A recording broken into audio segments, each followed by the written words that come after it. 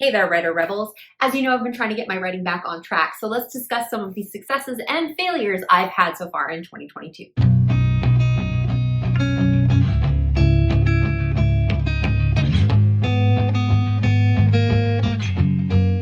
Hey there everyone, it's me, Scarlett Kol, young adult author, YouTuber, and storyteller, and I'm here today to talk about a topic that I love to talk about, and that's writing. If you've been following my channel for a little while, you'll know that I did struggle with writing in 2021, and I did a lot of different things to try to get my mojo going again. In 2022, that was the goal, and I actually tried some very specific, measured things to try to get everything back on track. So today I'm going to discuss some of the things I tried, what worked well with them, what didn't work so well with them, and maybe this is something that you want to give a go. So before we get started, I just wanted to say thank you very much to all those people who have subscribed to my channel. I know I haven't been posting as regularly lately, but I did mention that that was going to be the case if my writing wasn't totally in sync with where I needed it to be. However, I am back making videos, and hopefully the words are going to be coming over the next several months, and I will have a lot more to report. If you are brand new to this channel, hopefully you're going to check out some of my journey. There are lots of videos on this channel that you can check out from my prior years, so take a look around and hopefully you like what you see. And if you do, make sure you're hitting that subscription bar and the notification bell below this video to let you know the next time I put out new content. But before I get too far ahead, I did want to give a little bit of backstory as to why I wanted to do this experiment in 2022 in the first place. If you've been following my channel, you've probably heard these details before. Feel free to skip ahead on the timestamp. I'll include that for you. But if you are new here or only heard bits and pieces, then this is basically what happened. So back in 2021, I released a book in May called Sleepless. It was really huge struggle for me to write this book. There were a lot of different things that were going on with this. I love this book. I'm super proud of this book, but it nearly killed me. I did make a video about that. I will include that in the description box below, and you can go check it out if you want to. However, I had a ton of problems with writing the book. I had a ton of problems with the launch. There were a lot of things that I needed to fix, and everything is good now. But I did have, I guess, a little bit of aftershock after releasing that book. I needed to come down a little bit, and I was a little bit gun shy to write something new at that point because I was really nervous about mistakes that I had made and things that I had really struggled with the last book and trying to go into something new. Plus, I'd been working on that project for so long, it felt like forever since I had actually written something new. So starting over again was a bit of a struggle. Fast forward a couple more months, I'm now getting into the summertime. I'm sitting down, I'm really trying to focus on getting words out, working on the book that I said I was working on, and getting some stuff done. However, this is also the point where I started to have this like midlife author crisis of some sort. I was really, really worried that I wasn't writing in the right genre. I'd written a novella as an anthology project with a bunch of friends, but they were not YA authors. So it was something that was contemporary romance. It was sweet contemporary romance, mind you, but it was a Christmas story, so you can kind of think along that lines of those like Hallmark type movies. It was really fun to write, but it was just kind of a one-off. However, the anthology was pulled from publication, so I now had the rights back to the story. So I made sure I released that story as a separate book, paperback, all that fun stuff. Then we come across in July, and we have that Christmas in July type promotion season. There's a lot of people who do promote their Christmas books at this point, as did I, and I actually didn't put a ton of effort into it. I wasn't putting a lot of ads out there. I got involved in some groups and some group promos, and I did do my part in making sure that I was promoting it, but I didn't really put as much effort into that as I would have done a new release, or specifically the amount of effort that I'd put into my last release that I had just done. And the book sold like hotcakes. It wasn't totally quit your job, fantastic kind of money, but it was selling so much better than any of my other books, and I hardly had to put any effort into it.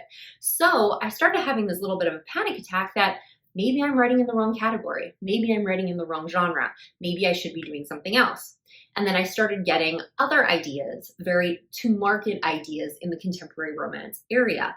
However, as a YA author, I was not used to writing adult fiction because this just isn't something that I had been doing for publication. I'd written other things. I know I could do it, but this wasn't the brand. This wasn't what I was setting myself up for all of these years. I was a YA author.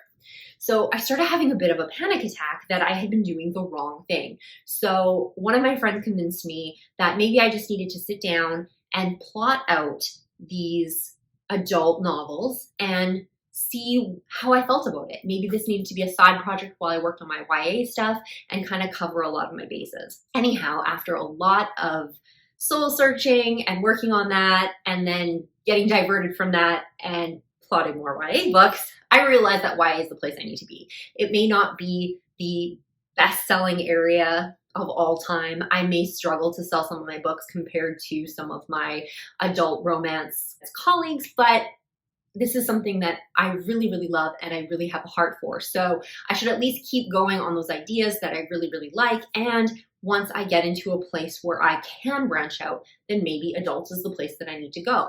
However, I wasn't done with YA yet, and I really want to continue with the stories that I was doing. Then in September, I had signed up for the Write Better Faster course. This is hosted by Becca Syme and her team. They are the Dear Writer, You Need to Quit team, and it basically focuses on your strengths as a person and using them in your writing to make you a better and faster writer.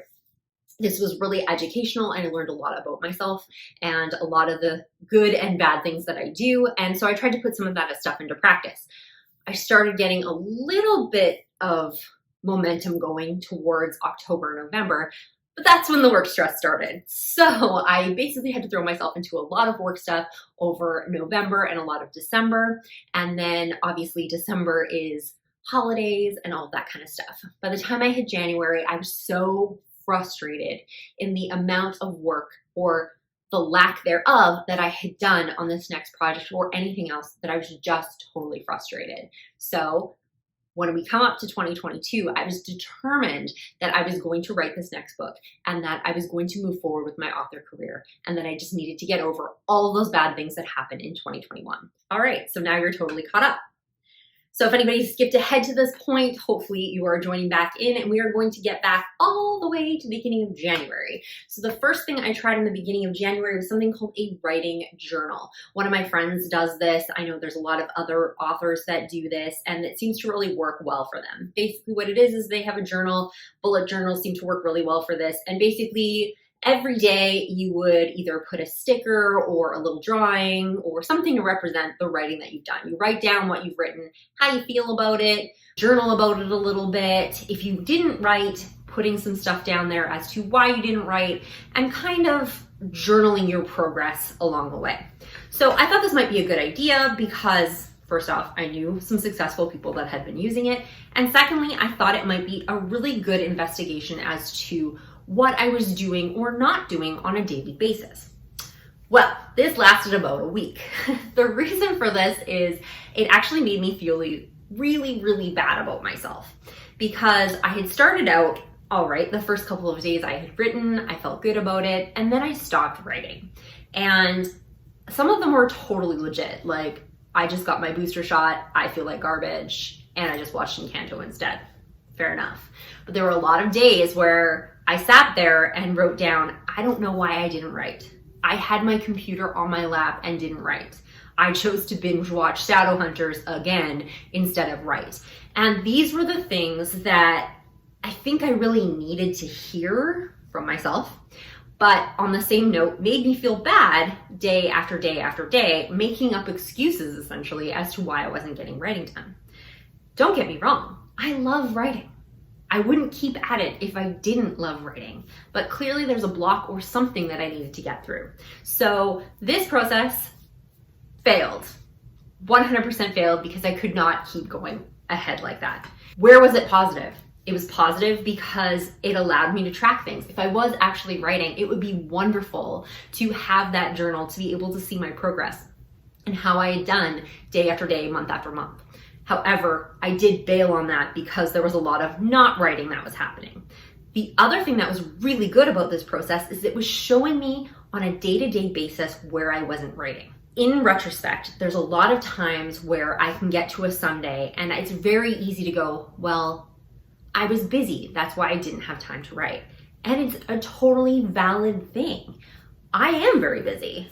A lot of people know I have a lot going on. I have a full-time job, kids, other things, puppy, lots of stuff happening. So for me to be too busy to write is possible. However, by having to look at it on a day-to-day basis, I couldn't kid myself. I had to be really, really honest about the fact that, hey, on Tuesday night, I actually didn't have anything to do and I just chose not to write anyway. Please don't interpret this as that everybody needs to write every day, and sometimes when you're not feeling it, the best thing you need to do is take a break. However, I had pretty much taken a year's worth of break already. It was time to be over it. So those were some really positive things about doing that exercise. But on the flip side, some of the things that were really bad about it is that it really made me feel bad about myself. It kind of pushed more on that fact of, hey, I already know I'm not writing, and now I have to be like so clear and concise as to basically how pathetic I felt I was and how pathetic I felt I was being. So that was really not helping anything. And I think if I would continue with the writing journal, I may have actually just felt worse. So it was really good to be able to get that information, but it needed to stop so that I could actually move forward. It did, however, give me the kick in the pants to start actually getting words on the page. So then we move on to method number 2. So method number 2 was to lower my expectations and trust in the plan. One of the things I had kind of realized or was starting to realize about this blockage that I had was part of that was that I was kind of overwhelmed with the things that I wanted to do. One of the things I learned about myself in the strengths course is I am number 1 futuristic, which means I am always 10 steps ahead, thinking so far in the future. And I was actually not really burning myself out, but overwhelming myself in all the things that I wanted to get done, and then knowing they weren't getting done, and then essentially stressing myself out about the things I hadn't accomplished yet. So what I really needed to do was find a way to keep it granular and keep it small. Like every year, I planned out what I wanted to do for my writing, and I did do a very realistic job of doing that, of what I could reasonably write within a week, taking into account busy periods, all that kind of stuff. But that was based on me actually producing on a regular basis. And I hadn't been for a while. And if you know anything about taking breaks from writing, writing is like a muscle. Writing is like that pen in your junk drawer. If it's been sitting there for a while, you're going to take it out and you're going to like run circles on the piece of paper and no ink's going to come out. And it's going to be hard and it's going to be difficult, but then eventually the ink is going to start to flow again. And if you use that pen every day, every couple of days, you can keep writing until it completely runs out of ink. However, if you throw it back in the drawer for another 2 months, it's not going to work the next time you try again. And this is kind of where I was at. I needed to build that muscle back up. I needed to do the circles, but I wasn't really putting that into my plan. So what did I do? I took a look at my plan again and I scaled it back. I took it down to a point where if I didn't write everything I needed to write within a week, I could reasonably do it in like one binge write on a Saturday or Sunday in the afternoon. And the second part of that was I needed to trust in the plan. I wasn't going to sit there thinking about when my deadline was to write this book. I wasn't going to think about how many words it was in this entire project. All I was going to think about was, what do I need to do this week? Just this week. And I knew if I could hit that goal this week and then hit the goal next week and just keep hitting those goals on a weekly basis, then I was going to get to my deadline when I needed to. And I could stop thinking about, I have to write this entire book. I don't. I just have to write X amount of words this week. Let's worry about those words this week. And it actually really helped right at the beginning. It took a lot of the pressure off of me. Instead of thinking about all of these projects that were coming down the pipe, all I had to worry about was this amount of words. So I would actually create little blocks in my planner that I could check off as I did every sprint. I broke everything down into sprints, so I needed X amount of words. This accounted for X amount of sprints, and you know me, I'm always conservative on my sprints, so I should have actually had a little bit more if I did them all. I broke them down, I scheduled them into my week as to when I was going to accomplish all of these sprints, and I actually started doing pretty good. The first week I did awesome. I hit my goal. I went a little bit over top of it.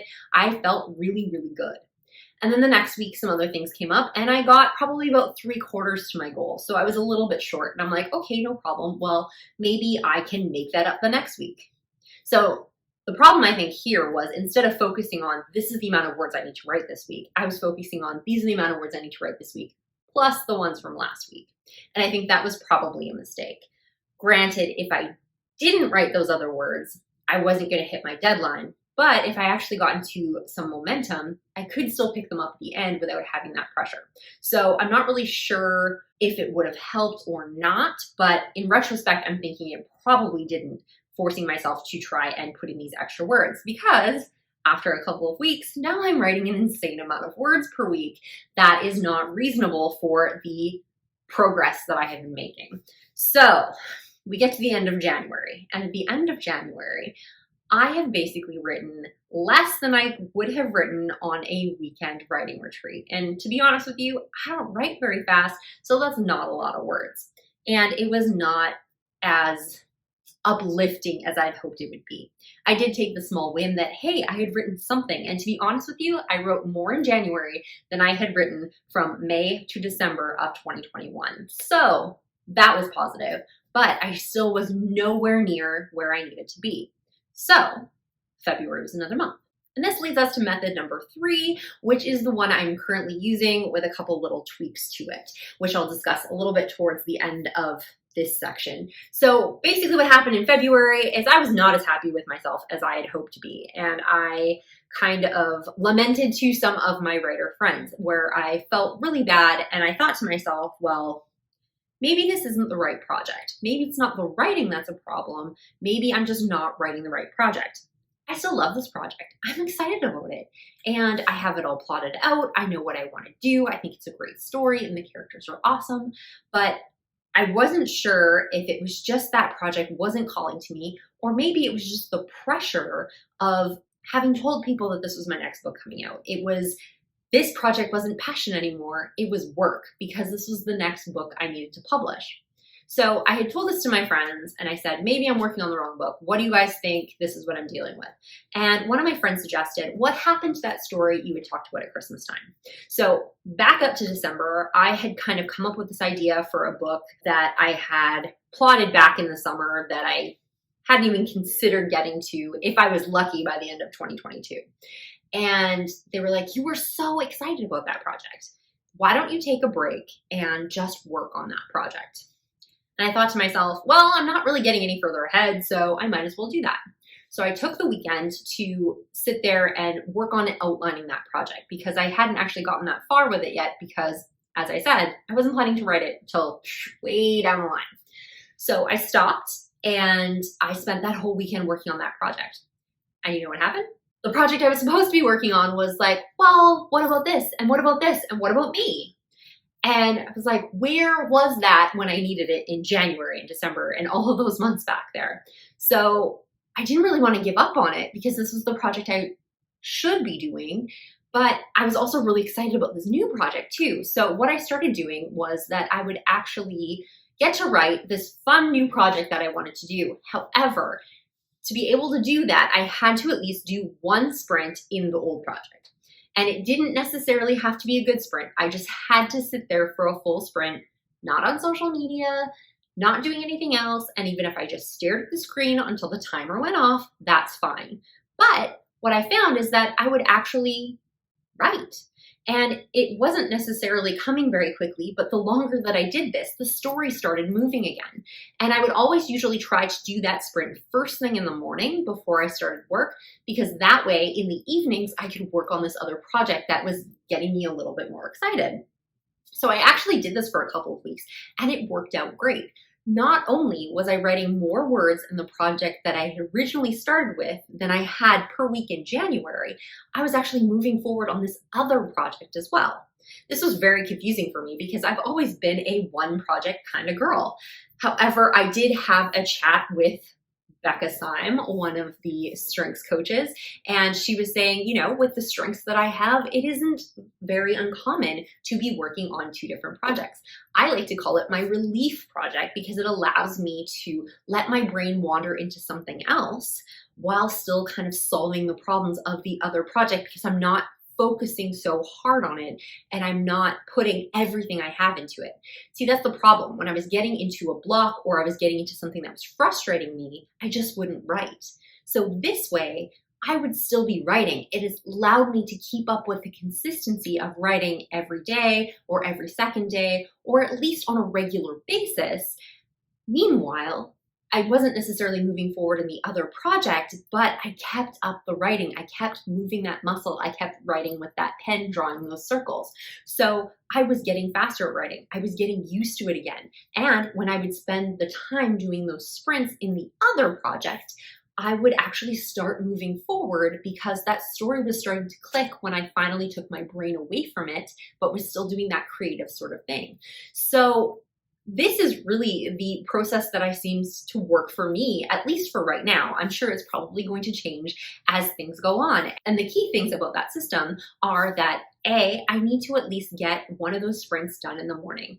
Start with the project that I need to work on and then work on the fun project later. There were days where I chose not to write the fun project. I actually went back to my original manuscript. That's awesome. The other nice thing, it just so happens to be that both of these books do have a similar romance trope to them. So it actually helps solve problems in one book from the other because they do have a similar chemistry between the characters, even though they're completely different stories and completely different personality types and all that kind of thing. It had very similar beats. So it was really easy to kind of bounce those ideas back and forth and open doors for plots in each of them. That's not always going to be the case, but in this particular instance, it was very, very helpful. The other thing that I found useful, which I already mentioned, was just the writing consistency. I was building a pattern of writing and getting things done. The bad things about this process are if you couldn't balance two projects, this is going to be really, really tricky for some people. Some people need to be focused on one thing and one thing only, and this is not going to provide them a lot of relief. But for me, someone who had never tried writing multiple projects at the same time, this was exactly what I needed to keep moving forward. And I actually felt a little bit better because I knew I was working on two things at once. And even though I could be putting all of those words into one project, for some reason it felt better that two things were finally moving forward. One of the bad things, however, for me particularly, was trying to find a balance between the two projects. Sometimes I felt like I was neglecting one for the other, and I did really feel kind of bad about that. That's something I have rectified since because I got some advice from the author Zoe York. She's a Canadian romance author. She's fantastic. She runs a session on Clubhouse for romance authors on Fridays. And I had asked her about juggling projects because she mentioned she was doing that for Camp Nano. And she said one of the biggest mistakes that a lot of people make when they try to balance two projects is they try to split their time 50-50. She's like, the thing that works for her, and I feel has been working really well for me, is not tracking progress in the second manuscript. So the relief project, the extra project, is just something that you move forward on when you can. And you might do a lot in that project, or you might not do a lot in it at all. And if you don't, it's not a big deal. Don't track word counts. Just track, if you want to track in terms of writing consistently, that you've shown up that day, how many sprints or time blocks or brainstorming that you did, just to get that into place. But you don't need to concentrate on, oh, I didn't get 10,000 words this week, this month, whatever. This is just the extra project that I'm working on. Because if it's helping moving you forward, then that's all you really need it to do. And then when you get to that project, you're just that much further ahead by the time you get there. She also suggested not keeping a deadline on the second project if you can avoid it. So working on something that isn't going to need to go to the editor right away or what have you. You might have that pressure on that first manuscript, and that's probably what's causing, the block or the hesitation to get things done. But having the freedom to do whatever you want with that other project, even if you decide to scrap some of it later, is going to give you a room to play and that room to just kind of let your mind expand as a writer. So after all of that, what exactly is my new process? Number one, focus on week by week. What am I going to do? How am I going to do it? I'm not focusing on word counts right now. I'm actually focusing on sitting down and getting stuff out. So how many sprints am I doing within a week? Not necessarily which project that it's on. It's just that I'm actually writing consistently and I'm getting stuff done. Number two, I'm trying to write in my main manuscript first. So if I do nothing in that particular day, but write in the main manuscript, so be it. But I'm not going to get to the fun project until I at least sit through a sprint on the other project. And if it's painful, that's fine. I will just move on from it and then get to write the fun thing I want to do later. Number three, I'm trying to do at least one sprint first thing in the morning. It gets my brain going on my project. I've done this for Nano. I've done this many different times. So I should have known that this is something that works for me.